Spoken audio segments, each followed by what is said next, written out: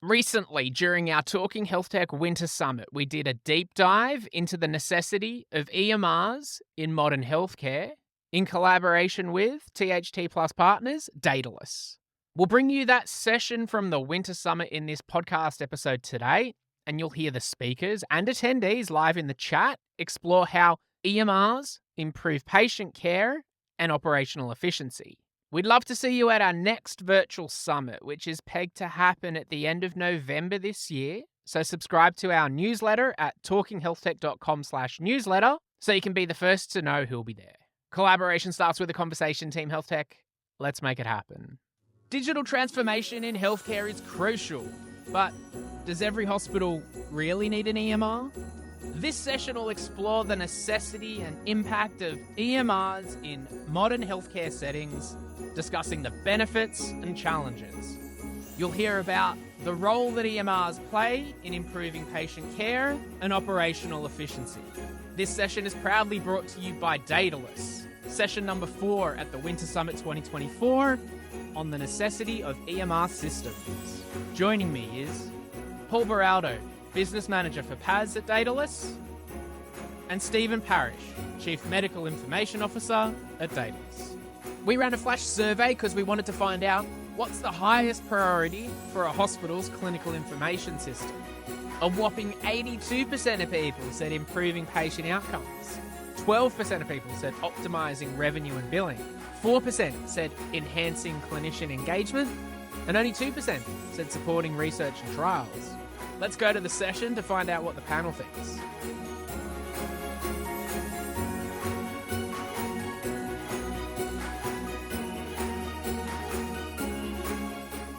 Welcome to session 4 of the Talking HealthTech Winter Summit.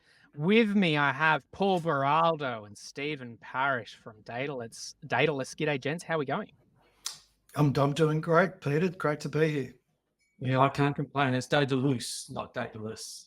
Oh, it You depends. gotta take the Italian flair to it. But well, that's good. I like that. I like the specificity there. That's great to be able to. I'm keen over the next 30 minutes to understand, this EMR space, because when we spoke in preparation for this one, Paul in particular, we kind of did a bit of reminiscing on this whole requirement of, the electronic medical record and almost like the history of too. So I remember having a good chat with you in preparation for this one about,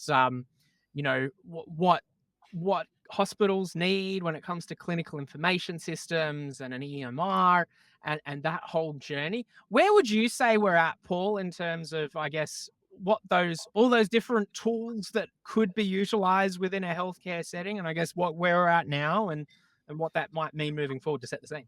Yeah, you bet, Peter. So it's stemming back about, I've been with Dedalus now 9 years, and this is my second stint into the healthcare domain. And reflecting back, 9 years ago, every organisation we were engaging with was setting up a business case for an EMR if they didn't have one in place already. So, and as we move on, we sort of look at the hospital landscape and what's the report card look like.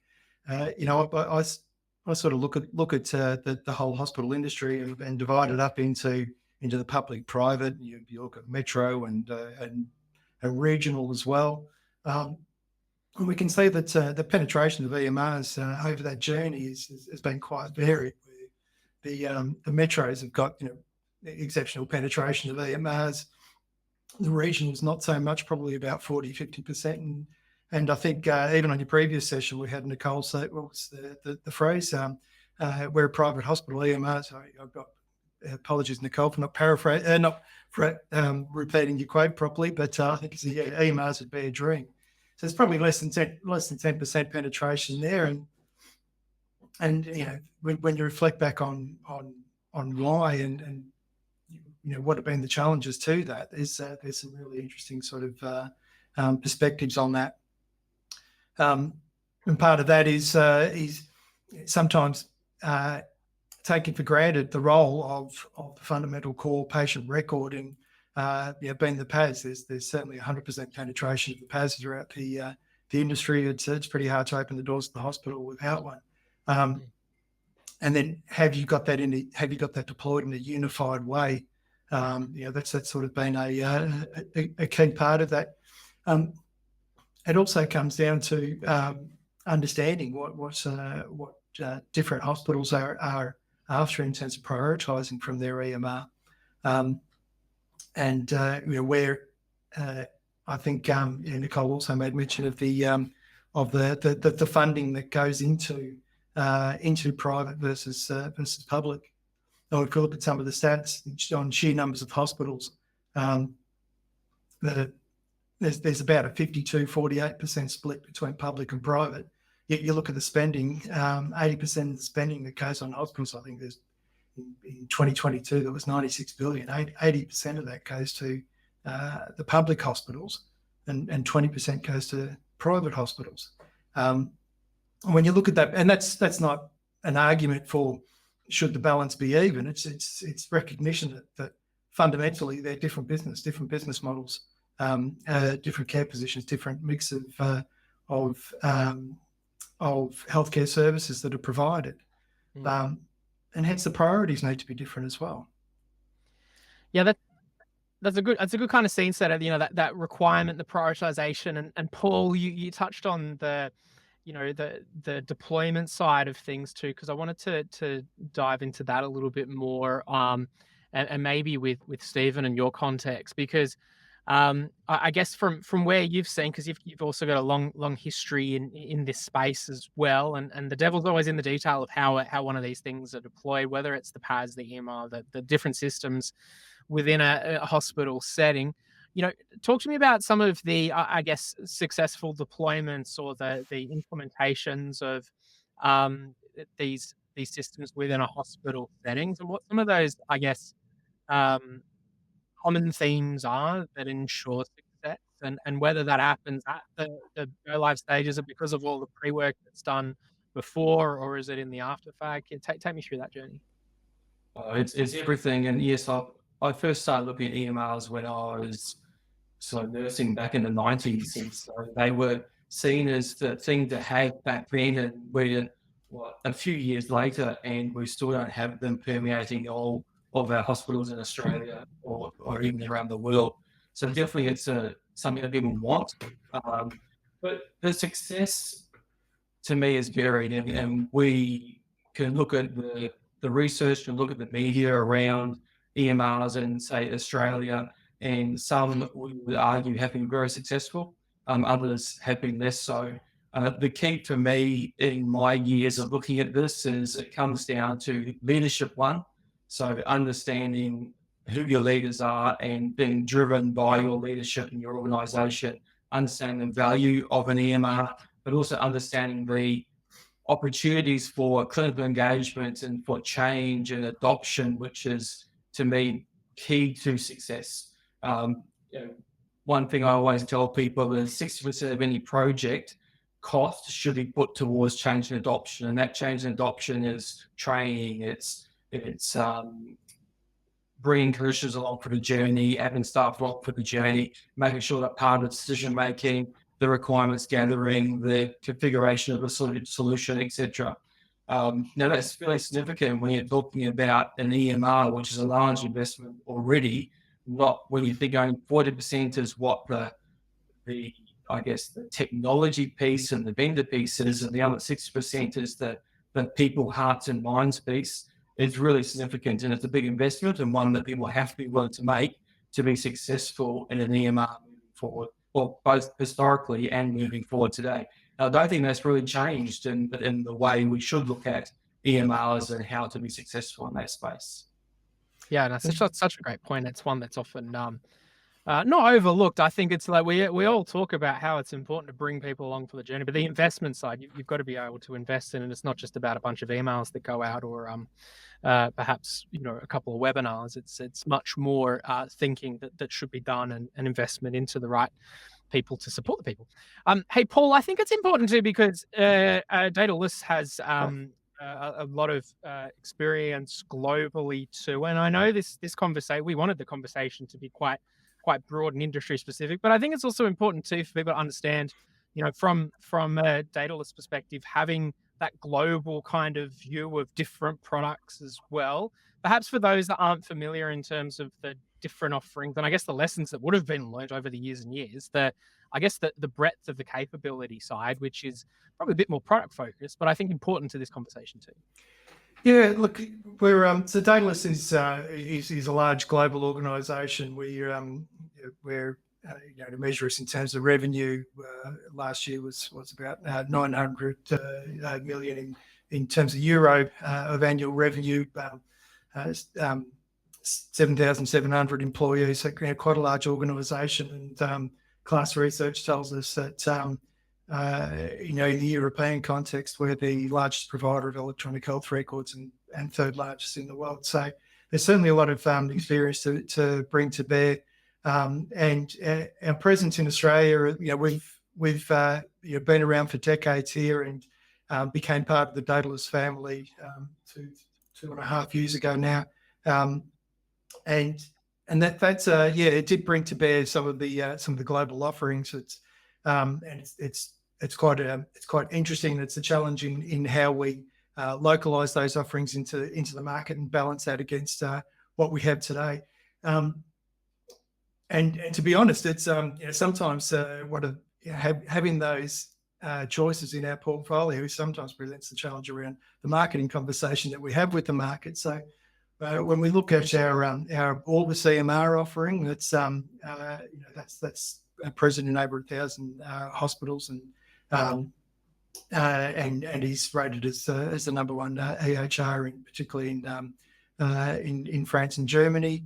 And then bringing that into market here, and as we say, some of the tying that into leveraging what our customers have done already in terms of investment with their core patient record being the PAS environment. That's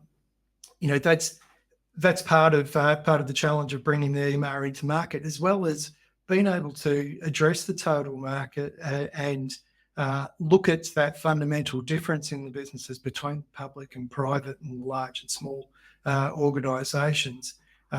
And so, we've had capability within our patient administration system that can drive an eMR experience as well. And so it comes down to where are the priorities with our customers, and in terms of their investment, what are the key things that are right for their organisations that they need to drive. So that's that sort of presents a good but interesting challenge along the way. So, and it really does tie back into that investment piece, and where is money best spent for hospitals.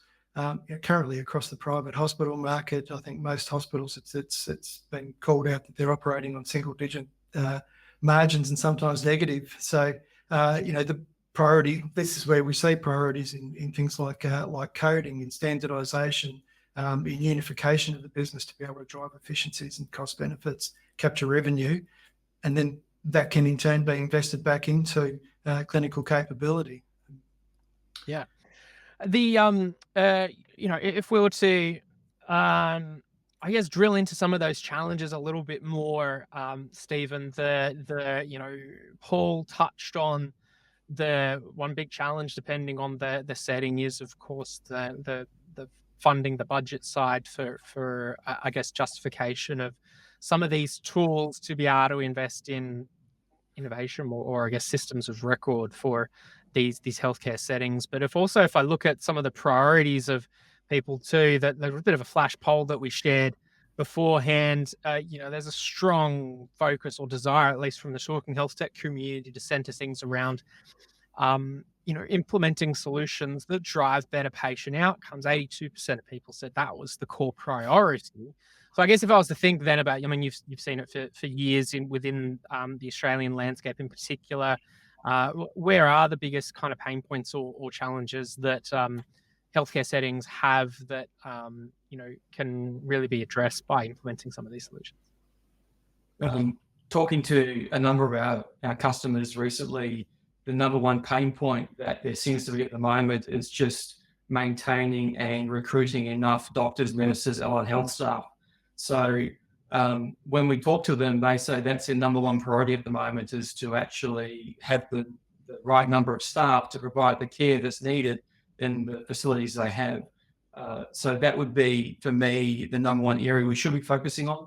And, we've done that through taking, if I talk about Orbis, our eMR, we've deliberately rebuilt our eMR from the ground up to not be focused on digitizing paper, but be based on digitizing workflow and ensuring that the way that clinicians work is the way the system operates as much as possible, acknowledging that some things have to change if you're going digital. You can't just follow a pull-up practice and make that digital. You've got to transform that practice, but to utilize the system as much as possible to ensure the workflows align with the best way for a clinician to operate. And whether you're a doctor, have a focus on a doctor. If you're a nurse, have that workflow focus on a nurse. But then bring it together so that data is available in key single panes of glass, like a dashboard that allows them to get a really quick understanding of a patient, of a disease, of what they need to do for that day, and align that so they spend less time searching for information, less time searching for data to make sense of, to make the right decision quickly to enable the patient and the outcome to be realized a lot quicker than it currently is. So for me, that's number one, is around that, the enhancing the workflow to ensure that the clinicians can get access to information and data as quickly as possible to make the right decisions. But also along with that, you need to make sure your system is intuitive, that the training requirements for your systems are not too significant, that you spend days training a clinician to access the system to use in the clinical practice. And it's all about that. The way I see it is making sure it's easy to use, it's intuitive, it's got a great user interface, it's designed well. All those things come together to make sure it's easy for a clinician. So therefore, it gives them more time to do what they need to do as a clinician, look after their patients, and less time focused on the technology that's around them. That's really should be to support them, to enable them not to be a focus of their care. Yeah. Well, no, that's a great summary. And Paul, we reflected on some of those results from the survey. I guess no surprise really, and as kind of Steven has outlined, that in the end, that's what we're all here to do, right? Is those deliver patient outcomes. Yeah, fundamentally, of course, that's why people work in health. You want to drive the improvement in patient outcomes. But it's really interesting to look at particularly the one that came through as the bottom result, because fundamentally, in terms of my engagements with many hospitals, that's a key decision point in terms of what's the next step of priorities and what sort of system do we want to put in place. Getting access to all the data to be able to drive those the clinical research and engagement with education, being able to provide that evidence-based research and that sort of 360 feedback in terms of what an EMR can provide. That's been a key decision point in many circumstances. And then I think even the enhancing clinician engagement has to be a very high priority in the private health sector, where the role of the clinician as a customer is very important as well. So being able to differentiate as a private hospital within your market to be able to attract clinicians and provide the tools that help clinicians with their daily workflow. And the extent of data gathered at an orthopedic hospital versus an acute metro hospital that drives trauma outcomes and a wide variety of medical services. It's vastly different in terms of what needs to be prioritised and what sort of data needs to be captured. But then fundamentally, the optimising revenue and billing, it's like the oxygen mask out of the airplane, isn't it? If you're not looking after yourself first, and then how do you get to the next stage? And as I mentioned earlier, in private health, where they're operating on single-digit margins at the moment, that's fundamentally important. I mean, we do see certainly the tide turning. There's increases in private health membership. There's the federal government review on private hospitals. So we certainly see the tide turning there in terms of the balance and sustainability of the private health network. But these choices need to be in consideration of the current economic climate and the current political climate in terms of healthcare. Yeah, there's a few factors at play there that kind of do need to be taken into consideration. You touched on we've talked a little bit about different stakeholders, but I'm just thinking about that a little bit more, Stephen, because on one hand, particularly in the private hospital side, we heard earlier in the day that as Paul just referred to it, as the oxygen mask is you've got to be able to demonstrate the return on investment, and the value needs to be there from a dollar point of view to be able to warrant the spend on an eMR or a solution within a hospital setting. But there are different stakeholders within a healthcare setting that would benefit from implementation of these solutions. In your conversations with the ecosystem, where are you seeing, who are you seeing besides the doctors and the patients, I guess, who's benefiting the most from an EMR solution that's being implemented within a hospital setting? Yeah, first of all, let me say that an EMR should be just classed as the cost of doing business. It shouldn't be an optional extra. It's really something that in a modern hospital, clinicians expect, patients expect, and I guess administrators expect. The challenge is that it's not always affordable. Now, that being said, the organisation benefits from administrator level, so from the data, having the data available to understand how your business is operating day by day, even minute by minute, second by second, where you can reprioritize resources on a minute by minute basis if you need to, where the bottlenecks are in your organisation, both from a clinical and a non-clinical perspective. We've got examples over in Italy where they've actually got a whole system where they look at 100,000 people and they fund the care about those 100,000 people, both from primary care and secondary care and tertiary care. And even they're able to allocate dollars from 1 minute to the next where there is need in that system. So they have full control over that to be able to do that in real time. So administrators is one area. Nurses, I'm a nurse, so I have to say, I think nurses are way more important than doctors when it comes to EMRs, but only because when you look at the role that has the most contact with a patient and the most minutes and moments in the system, it's nurses, it's allied health, and especially in private care, doctors are really important. But if they didn't have nurses, the patients would not get the care they needed. So I would say nurses do need the access to the EMR or to the digital record. They need to influence how that's implemented. They need to ensure that their voice is heard. And then I would also say allied health is one of those unsung heroes in healthcare and often forgotten. And I've got lots of other health friends that keep reminding me of that. So I have to say that we have to think about this as a whole system. And the word I always got cringed at when I was growing up and when I was doing nursing was holistic.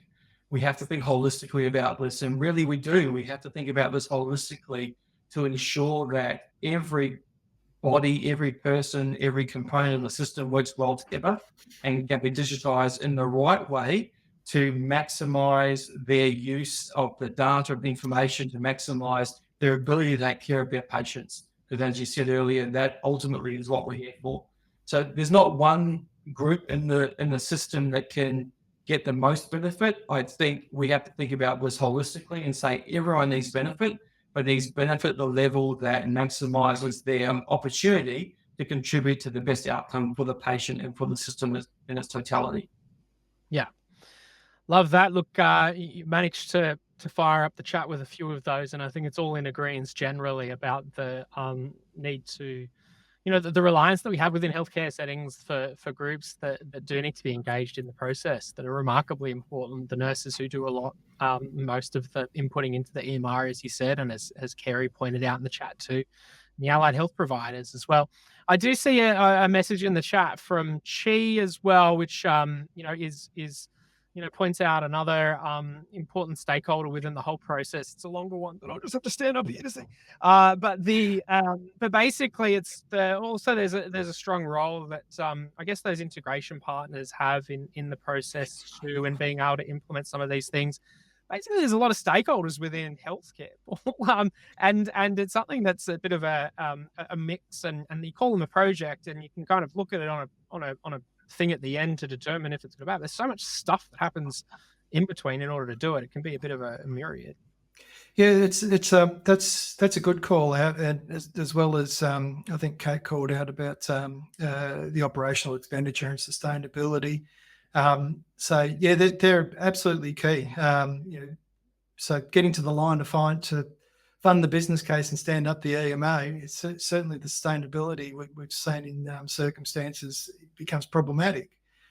So there's a few sort of factors around that, and one of that is around where I was going earlier around consolidation of the core patient record. We've seen. I mean, it turns out to be sort of what's recognised as one of the most successful EMR implementations in Australia. Yet they've managed to roll that out over the top of 4 different patient records, PAS systems underneath, and connect the workflow in between it to unify that experience from the EHR. That presents challenges in terms of maintainability moving forward. So leveraging what you have in the PAS, looking at that unification, and then being able to build on top of that for not only EMR but any sort of innovation is key. And the other thing that we're really focused on, yes, there's a shortage of healthcare specialists. Yes, there's coding specialists. There's shortage in resources right across the board, and that extends to IT as well, particularly in the area of cyber. And so cyber and just general system availability is a core corporate issue. So from our perspective, our way to address that is to ensure that all our offerings are available as managed services, cloud hosted, so that we can take those obligations off the hands of our clients and let them focus on core business. So yes, I agree. Finding those pathways to the right IT partners, IT bubbles up to be a core corporate agenda when you look at it in the context of cyber risk and availability of your business and sustainability over time. Yeah, absolutely. There's some great call outs there. As we start to think about closing out this session, we've got a couple of minutes left to kind of take that forward view, and I think Paul's already kind of given us a glimpse into what that is, because I certainly get that the appeal in terms of you got the PAS there, you got the record, you've got the ability to build on top, and the less kind of obscure connecting you need to do, the theoretically the less that can the more you can focus on the doing of healthcare, I guess, if it's all kind of seamlessly working together. Yes, But Steven, from your side, as you come more from that clinical side and thinking about bringing in the Dedalus solutions into Australia and the landscape here, where are you kind of prioritizing a lot of your efforts in terms of the advocacy for the region internally, but also then looking at the solutions that you've got within your toolkit to be able to have the most impact within the healthcare scene in Australia? Yeah, sure. So I guess the main thing is we believe our solution should be driven by clinicians.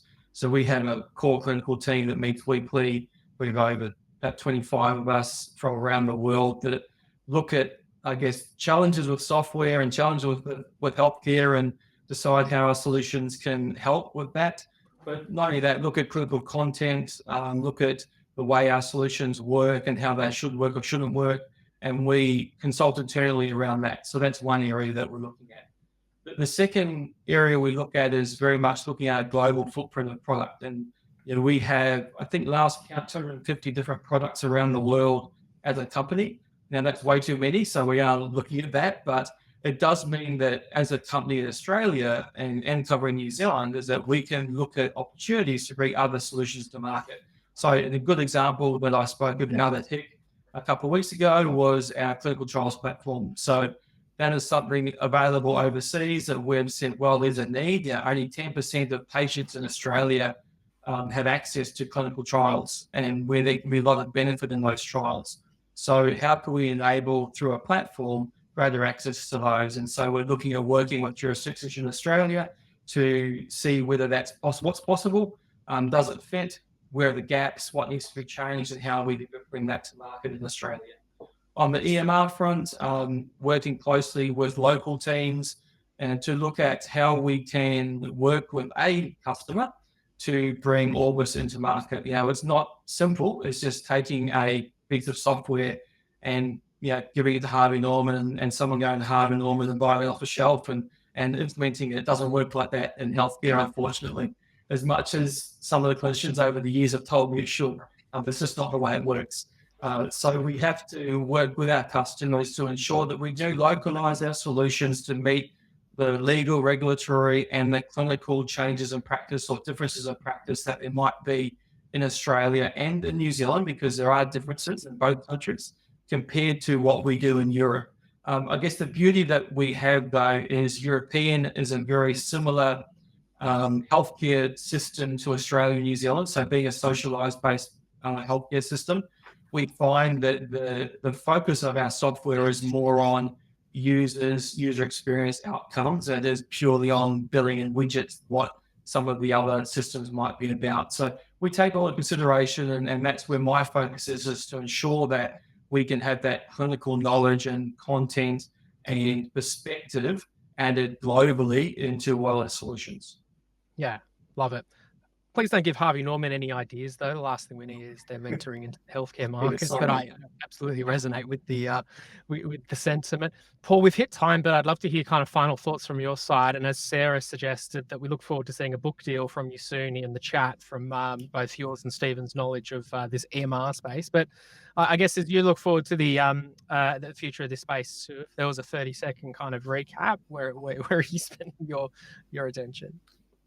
Yeah, look, it's about driving practical outcomes. I think that's a key thing, and from our perspective, I think you put it well in terms of trying to do all that pre-work for integrating all the pieces together. And so, from my perspective and my vision, I want to be able to extend that out to what are the core systems in the market, whether they're ours or not ours, that our clients get benefit from, and bring them into a new ecosystem to drive those benefits for our clients.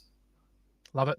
Well, look, Steven, Paul, I appreciate this chat. I'm sure we'll do it again soon, and lots of knowledge shared, and looking forward to hearing from you more soon. Thank you so much. Love it, Peter. See you later. Yeah.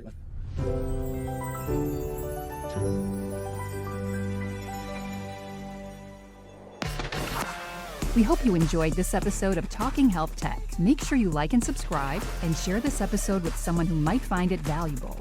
For more information and resources about healthcare innovation, visit talkinghealthtech.com.